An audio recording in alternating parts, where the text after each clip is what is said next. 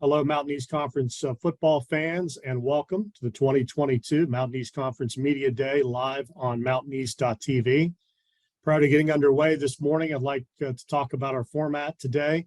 We'll start the event with some opening statements from Mountain East Conference Commissioner Reid Amos and Supervisor of Officials Gene Steratore. Following the opening comments, each of the league's 12 head coaches will be joined by members of the media. Each head coach will provide an opening statement about this year's team, followed by a question and answer session with members of the media joining us this morning. Each coach will be with us for a 15-minute segment, beginning with Notre Dame head coach Garrett Mack at high noon. Just a few notes for the media. Today's media event is being live streamed, so we'd ask that you keep your microphones muted when you're not asking a question. We also will utilize the raise hand function during each media member's question and answer session. And now to begin our media event today, we're pleased to welcome MEC Commissioner Reid Amos for some opening comments. Amos has served as commissioner of the MEC since 2012, has helped direct the league to extreme heights in just a short amount of time, with the Mountain East Conference having earned a reputation as a regional and national power. Amos has also served on a number of national committees during his time while leading the conference. He has served on the NCAA Division II championship committees. The committee is the primary oversight group responsible for administrating policies and procedures surrounding the Division's 25 championships. He has also recently served on the Division II football committee, including 2 years as the committee chair. Please welcome Mountain East Conference Commissioner Reid Amos. Thank you very much, Travis. And it's a pleasure to once again welcome all of you to the 2022 Mountain East Conference Football Media Day. With each passing year, the sum of accomplishments of our member institutions at the regional and national level grows to a level of success never seen by our collective membership in NCAA competition prior to the creation of what is still NCAA Division II's newest conference, the Mountain East Conference, as we enter our 10th year of competition later this month. Prior to the formation of the MEC, our institutions with as many as 20 years in NCAA Division II had never won a national championship, and only one team played in a national title game. In March of this year, Glenville State women's basketball team claimed the first NCAA national championship in the sport of basketball in the history of the state of West Virginia. What a tremendous run that small college in Glenville made through West Texas A&M with nearly 10,000 students, Grand Valley State with more than 25,000, and Western Washington University with more than 15,000 students. A tremendous feat. It was the sixth national title for Mountain East Conference schools as Glenville joined Charleston with 2 NCAA Division II men's soccer national titles, Notre Dame College with 2 wrestling national championships, and Wheeling University with a women's volleyball NCAA Division II national title. Successes such as these among our MEC members are a collective point of great pride for our league, but I strongly believe that our membership should be equally proud of what we managed to accomplish together over the course of the last 2 years. No one at any level played in the spring of 2020, but through the support of our board of directors, our institutions, our athletic departments, government entities which provided support, and many others, we found a way to return to competition safely, playing all 23 of our sports in a single semester during the spring of 2021, providing our student athletes with competitive opportunities and MEC championship experiences during the 2020-21 academic year. Last year, we, like all other conferences, faced COVID-19 challenges, but we played all of our sports within the regular time period that its seasons are regularly scheduled and crowned champions in all of our sports once again. Our institutions are delivering on our league mantra of providing opportunities and pursuing excellence. As we enter the 2022-23 season, COVID-19 is still with us, but the management of COVID-19 has evolved, and we are optimistic that with appropriate strategies, we expect to be able to be increasingly successful in keeping competition on track unless public health conditions deteriorate. We should once again thank so many for tireless efforts to deliver competitive opportunities for our student athletes made by our presidents who make up our board of directors, our athletic administrators, athletic trainers, sports information directors, administrative staffs, by our coaches, and ultimately by the student athletes who made the commitment to be in a position to be able to play. We still hold out hope that we are in the latter stages of the COVID-19 pandemic. We would like to additionally thank Dr. James Borchers and Bob Sweeney and the staff at the United States Council for Athletes' Health for the outstanding support and medical expertise that they have shared and continue to share to aid us in creating safe, competitive environments for competition.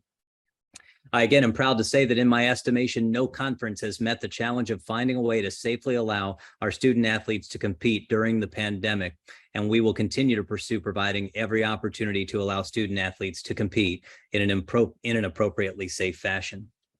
In turning our focus to football, Notre Dame College and Frostburg State shared the 2021 MEC football championship. Notre Dame advanced in the NCAA postseason for a third consecutive postseason, including a trip to the national semifinals back in 2018. Frostburg State, following a 3-year reclassification process, is now a full member of NCAA Division II and of the Mountain East Conference. An impressive 10-1 season in NCAA Division II competition was certainly impressive for Frostburg in what was its final year of that reclassification process. I'm confident that had the membership reclassification process only required 2 years rather than 3, that Frostburg State would have joined Notre Dame in the playoffs in 2021. There are 3 new head coaches for all 3 of our teams picked in the top 3 in the MEC football coaches preseason poll, all being elevated from within. Garrett Mack at Notre Dame College, Eric Wagoner at Frostburg State, and Quinn Sanders at the University of Charleston. They will be the first head coaches that you'll hear from beginning at noon. As we have done time and again, we continue to prove the strength and resilience of the MEC and its membership over the last 2+ years. The state of the Mountain East Conference is strong as we enter year number 10, and we look forward to the season to come. I'll open up to any questions.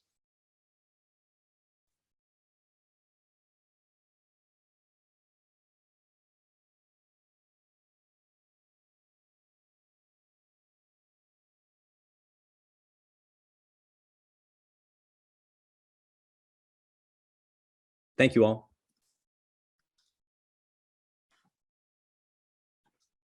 Thank you, Reid. Now we're pleased to be joined by the Mountain East Conference Supervisor of Officials, Gene Steratore. Steratore has served as the MEC Supervisor of Officials since 2013 and has been the only Supervisor of Officials in league history. He's in charge of selecting, training, evaluating, and assigning all officials for every football game hosted by MEC member schools. Also, it's worth noting that MEC officiating crews worked a national semifinal game in 2020 and officiated in the national championship game in 2021. A Western Pennsylvania native who began his football officiating career at the local level in 1983, Steratore rose quickly through the ranks, spent 15 years working in the NCAA Division I ranks, including obviously Division I, before getting the call from the NFL. He was promoted to referee in the National Football League in 2006. It is my pleasure to introduce the MEC Supervisor of Officials, Gene Steratore. Thank you, Travis, and thank you, Reid, and welcome all of you. And I appreciate these few minutes here to allow me to present to you kind of the state of officiating with our organization and directly our involvement with the Mountain East Conference.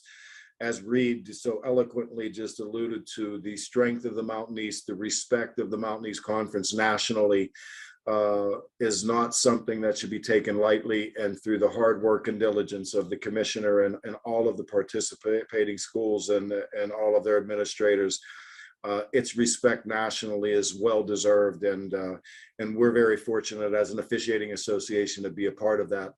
Our success is definitely directly related to the relationship that our group has had with the Mountain East Conference, and we're very grateful for that. As Travis mentioned, we're really humbled and proud to say that we got the opportunity to work the national championship last year of Division II, and it also gives me great pride to say that the association that I've been elected to oversee has received more postseason NCAA Division II and III assignments per capita than any association in the country for about 7 or 8 years now ongoing. So we continue to try to strive to be as perfect as we can, understanding that that's really not going to happen in the real world, and hope that our mistakes aren't those that are so egregious that they cause wins and losses to change on the column. I would also like to say very quickly that please understand, from a national level, the epidemic of having a shortage in officiating is real. Officiating right now in every sport is being challenged at a time that I have never experienced in the 40 years that I've been around this avocation. With that said, we are trying our best to kind of fast track and train new and aspiring officials into this level of football from this association.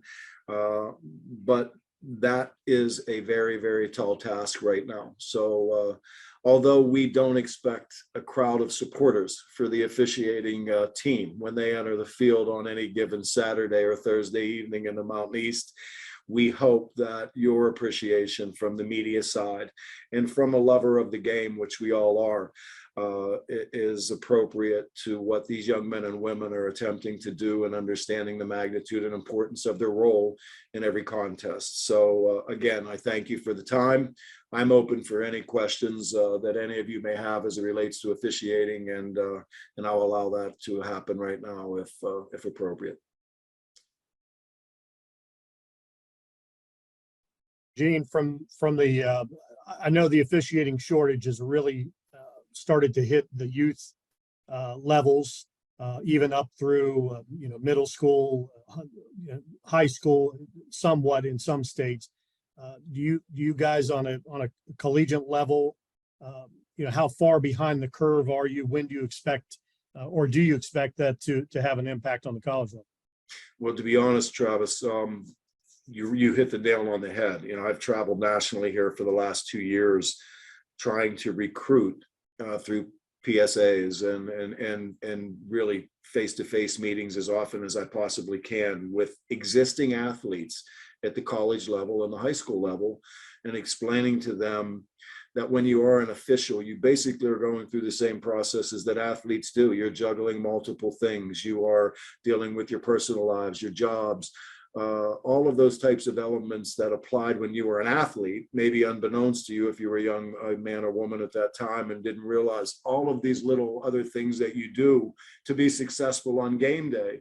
Those same challenges are definitely as real in the officiating world. So we try to address to athletes, at least, because they would be the first that would appreciate what it means to eat right, to stay in great shape, to navigate and put multiple plates in the air and keep them spinning and still manage all of this and then perform at a high level is a very rewarding thing personally. So we're trying, but as you said, there are states in the country right now at the high school level that are playing high school football 4 days a week.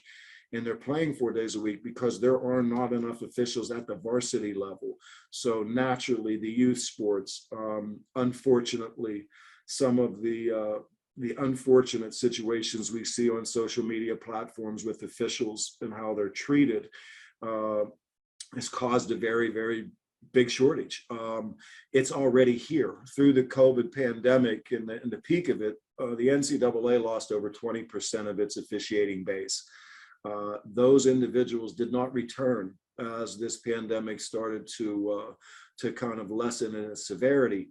But at the same time, you still need people to officiate these games. So we're already there. I mean, I wish I could tell you that was not the case. But what's basically happening right now is you are doing your best to prepare, mentor, and train officials to officiate at the college level right now, when really by their years of experience and the amount of games that they've been exposed to might not fit that category yet. But we've got to do our best to try to fast track them and hope they're quick learners. It's a shortage, but it provides an opportunity that was not afforded to me when I was younger because of the openings. But we have to always keep in mind the magnitude and the importance of what officiating brings to every contest, especially at the college level, because these coaches, these athletic directors, these participants that are involved in these games, this is their livelihood. Unlike maybe the scholastic sports where you're a coach and you also teach or something like that. So this is an extremely important part of the process, and at all times as an official, you must understand that and be empathetic to the pressures that they're under. So it's a very big challenge, one that we're trying to take on head on. We're trying to get the positive spin on the benefits of what officiating brings to the individual, and really most importantly, what I think every one of us, media, administrative, coaches, and players, do truly love, and we all are accountable to the game. That's why we participate. We love these games. We love sports. And we have to have officials to do that properly. So as small as that role is at times, and we hope it's always very small as far as what the memory of the games were, it's an extremely important part of the wheel. And without it, the car is just not going to run. So we've got to continue to press forward and welcome the challenge. So that's really where we're at, but I appreciate the question. Hey, Gene, we got one more question from Samara. Go ahead. Yes. Hi, Samara Rosenfeld from WOAY. Just curious, having been an official at various levels, what makes the MEC different or stand out to you? Well, it's a good question, Samara. And, of all the levels that I was fortunate to officiate, whatever level I was at, really, in all honesty, was the most important level for me personally at that time. But you always understand and value the journey and where you are in a very tangible and real way on that journey. And the truth of it is, this position that I have as a supervisor, and I am taking young officials from a scholastic level and bridging them to their first step into an arena or environment where people are participating and it is their livelihood, is the most important transition for officials in every sense of the word. The pressure that I faced maybe personally at the stage I was on is a different type of pressure, but no less and more than likely not as important as the pressure of coaches needing to win to retain their jobs. So you need to do that. The Mountain East has allowed us the progression and the athleticism that the teams provide. The quality of football really allows me what I kind of like most in this position, and that is mentoring young men and women officials and working them through the real-time game mentoring that takes place on the field when the athletes, when the coaches are at such a high level as the Mountain East is. That accomplishment for them as they are growing in their avocation and officiating is the most valuable foundation block that we can lay for them. We hope that a lot of our officials get the opportunity to work a Division I or professional level, but without quality football, quality coaching, and great administrators and leaders like we have in this conference, the officials would not have those foundation blocks. So we are constantly reminded of that. And we also are constantly letting our officials know that the Mountain East is as competitive as any Division II conference top to bottom in the nation. So when you have the luxury to have 4 or 5 games every week that are really, really well played football games with really good athletes, it provides what is the part of the experience that unfortunately I am not dealing with personally anymore, and that is the real-time in-game experience. That's where officials get better, and because of the level of our really of what we do in the Mountain East, it's providing them the great platform to learn. So it's extremely valuable to what we do, Samara, and I appreciate the question.